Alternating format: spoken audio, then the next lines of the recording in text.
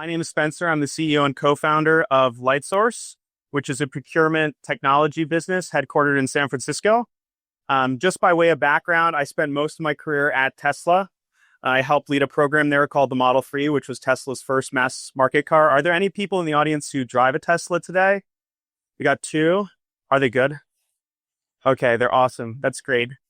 Thank you for your business. When I first moved to California, Tesla was a boutique car business. We were making 1,000 vehicles per week.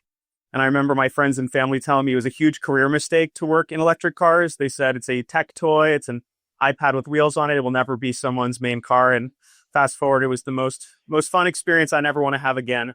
So who here has heard the term artificial intelligence? Okay, everybody.